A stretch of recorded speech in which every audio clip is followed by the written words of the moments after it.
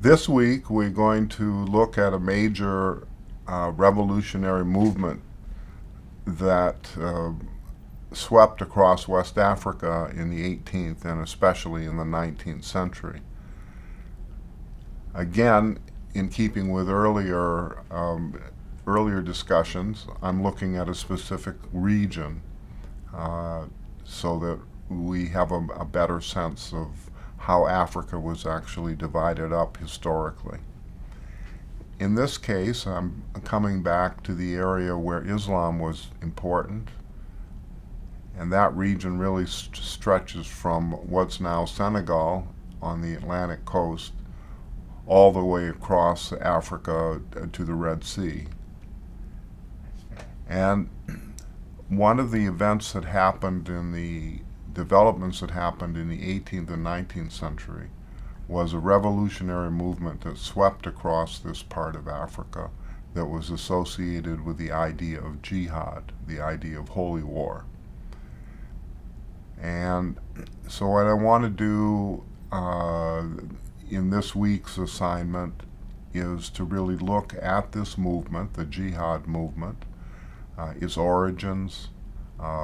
what happened, and the major transformations that occurred in the context of its successful implementation. And again, this highlights one important feature of African history, which is that there is a very large part of Africa which has been and continues to be very closely associated with Islam. And so the focus on the jihad movement and the revolutionary changes that have happened as a result of that movement is one of the dimensions of the Islamic part of Africa that it's important to know about. In this case, the movement in favor of jihad arose in West Africa as a result of some internal problems that had arisen. And those internal problems related to a division between governments that were not particularly committed to the establishment and consolidated of an Islamic state, but were much more interested in the day-to-day operations of government, including military victory, exploitation of the peasantry through taxation, and not always the most honest forms of government, heavy reliance on a mercenary class of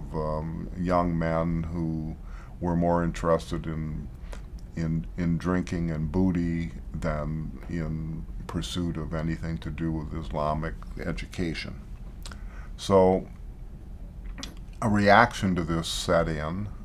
and it was set in the context of the transatlantic slave trade,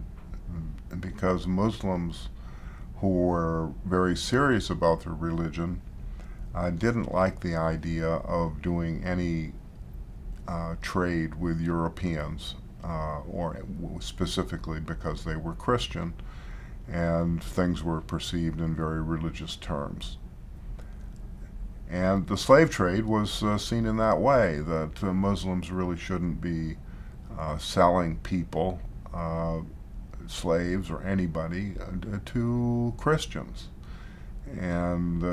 there was a strong opposition to the involvement of Muslims in the transatlantic slave trade. And one manifestation of that was the spread of the idea that the countryside had to be purged of unbelief, and the commitment to Islam had to be made stronger through the construction of mosques, through the promotion of education, through the promotion of seclusion of women, through a whole series of very, what might be thought to be orthodox approaches to Islam. And in the context of this, there were a series of uprisings that occurred in the Senegal Guinea region, the region of the Senegal River Valley, that led to the consolidation of three relatively small states that were built on the acceptance of the Islamic law, the Sharia, and a recognition that certain types of government and governance had to prevail, that promoted Islam, that promoted Arabic fluency, and in effect dominated the economy in terms of how merchants operated. The major uprising occurred between 1804 and 1808 in what's now northern Nigeria, and led to the consolidation of the largest state that was known after its capital. Its capital was at a place called Sokoto, and so hence it's been known as the Sokoto Caliphate, or the successor state of the founding of Sokoto. And Sokoto today, of course, is the capital of one of the states of Nigeria, and is a major city. The Sokoto Caliphate as an independent country in the 19th century emerged as the largest African country since the Middle Ages, since the collapse of Songhai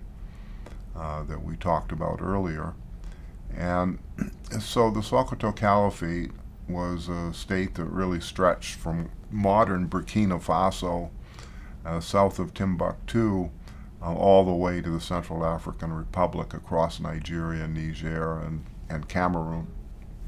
northern Cameroon. So this state and its founding resulted in the destruction of Oyo that we looked at last week. It resulted in the enslavement of many Yoruba that were taken to Cuba and to Brazil, that we also talked about and alluded to a little bit last week. Today, this time, we're going to examine partly what happened by looking again at a biography, this time a biography of Ali Osaimi, who was a slave in Oyo at the time that the jihad broke out, and was ultimately sold to a Portuguese ship and then liberated, taken off the ship in Sierra Leone, which is how we know about him. But he came from Borno. He was involved in the jihad. He was enslaved during the jihad. And therefore, by looking at his life story and teasing it out, we'll be able to discuss on the forum different aspects of his life and how that related to the period in question and to the jihad movement more generally.